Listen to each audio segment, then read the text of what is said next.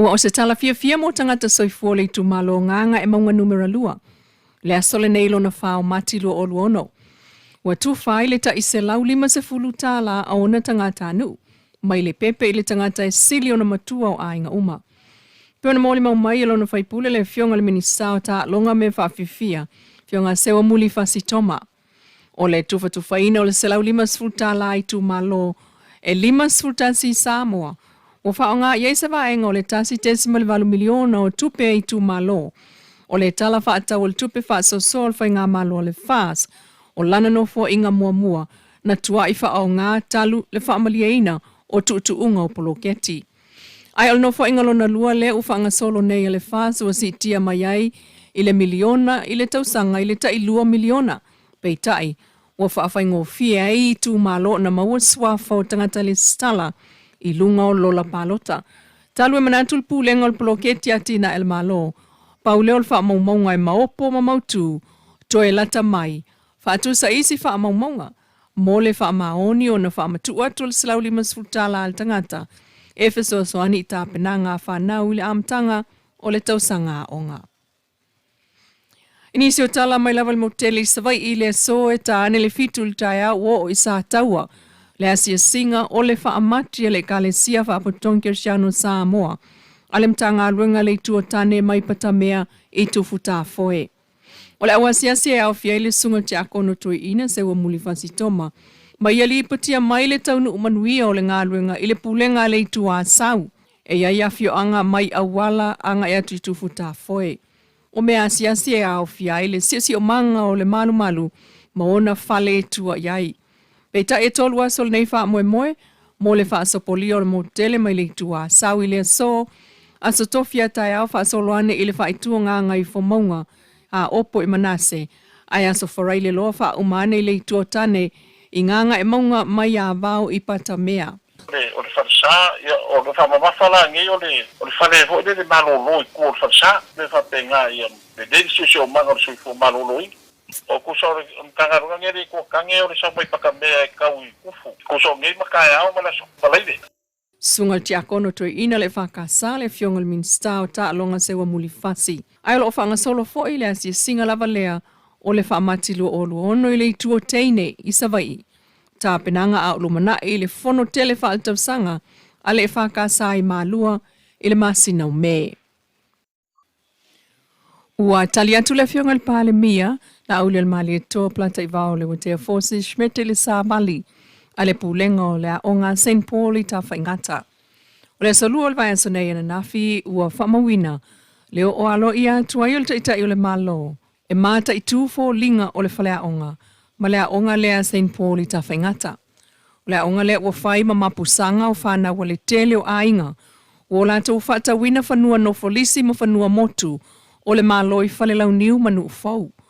O whana wa ainga nā sa masani o na tuli lava le mamao wa onga tulunga lua la lata atu iai e pei o le pea vai te leuta matula ele. Peitai, o Taliane St. Paul School, i whanau alei tu malo ai o ainga tau tua isi tu malo o le motu tele mafio angai tua atu o upolu. Wa avea le nā vaenga o whaleata mao la tofa o mautunga. O le onga St. Paul o lo whaatu sa vaenga o le lotoa o le whalpui tuai ta whaingata. Ina ua ta puni lua fesfuruiva mo le nofoanga fo i tanu malala. Ai ua whaatu ai loa le onga St. Paul talu mai au kusa tolu tasi lua o lua o. Mama waile wha mama avenga i whewa inga al whaitau se lau o alo a onga i nei i le onga tulanga lua. Mai ua wha mawina fo i le fiongal palemia i lana asia singa na nafi mana onga o le onga. E pei ona ia sau noa pea. E tatau na ave o le whaataua mo le whaamomua. I soifua manuia o tangata ai o le whaataua i whanau onga o le lumana i o Samoa. O le tausi matua o lo whaamamafa mai e le fionga le ministam tanga lungo tinamtama i tai manga visotai o le wha Samoa mai o le tātou matawhaioi. Ina ua whailoa mai le tu lau lana matanga ruenga wha me alo whātua tupe tai se lau whetala. Mono whanga e lua i le tunu o lo tausi e tamam tina mātua.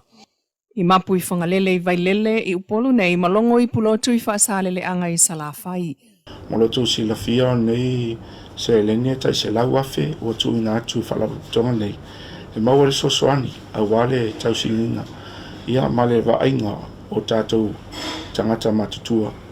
Ia ma e foi o nofo ai nei mapu whangalele ma mapu pulotu.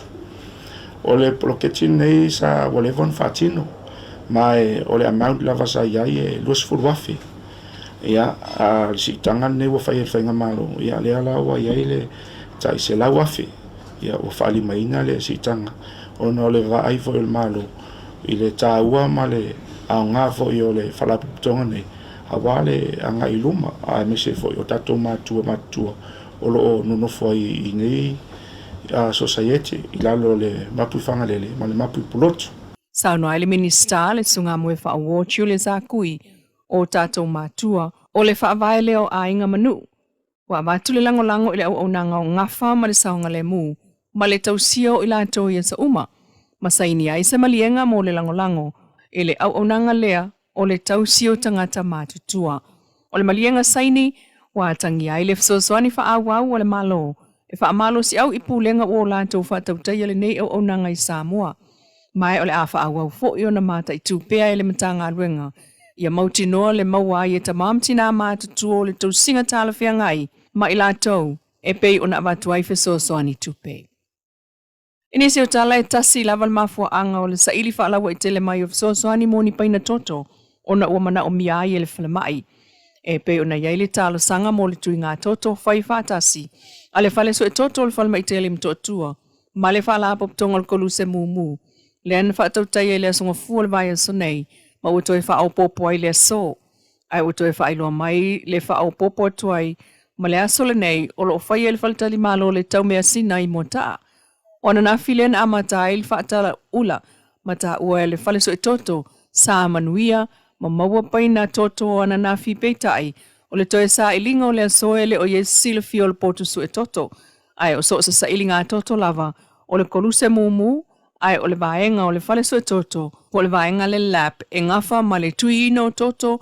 Ma ino fuanga o lo whaatino. Ese wha moe ma whaia iai sa ililinga. O le aso o toe tāru sanga inai whaalawa I tele mtanga runga le soifua malo noina. Ma le koluse mū. Le tui ngā toto e whaia le taumesina I mota a mai le iwa I le tolu I le fiafi. O le aunga I a whaau ngā mo tonga fitinga o ngā singa se o mana umiai le fsosoani tau toto. A o whangasolo I pēle wala awina o tangata mō lia. E leo I le whaamasinonga I o lātou so tanga I whala au whasaina. Ai ua whailoa le whiunga le pālemia I fo isi leo e to'alua. E ese mai le to'alua mua lo māsalomia I so tanga I so suenga. O whaia I whala au whasaina. Ele I maua lava se taununga o le suenga. A leo I anali I ofisa e to'alua lo whamalo lo ai whaia iai sa ililinga I māsalomianga o le mama I o suenga. Tā pena ale mtanga luenga. O le maua o numera telefonia tangata lo o haafia I suenga o whala au whasaina. I to tono telefonia leo, o le māsalomia fo I le nā o le sootanga. Mai ta alonga wa tau wha ioli au ta aloa tunu upolensia moana sa inga siampine wha I New Zealand I le vai aso nei aso lima o le aso valua mati o se vaenga o le New Zealand Track and Field Championship. E silia le se lau tangata ta alo mai Samoa, Tonga, Cook Island, Tuvalu, Tahiti, Amerika, Samoa, falani polensia maniwe o le atau vai. O ta alonga e au fia I le se lau mita mua lii, mata maita I whaapitola wa mua tunu upolensia, e whaia le Trust Arena, ma whaasala lau tu sa oilungo le TV New Zealand tasi. Ua whaamawina le ta aloai o alo Samoa Alex Rose o lo opine apa mea le lalolangi e le ta alonga o le tongi mamau. Io rano tau whafo ta fili o le vaenga tamaita e le Women's Hammer po le tongi ina leo a mea mamafa. Ma Dani Tuima Seve i le Men's Travelling po le velo tau mamau.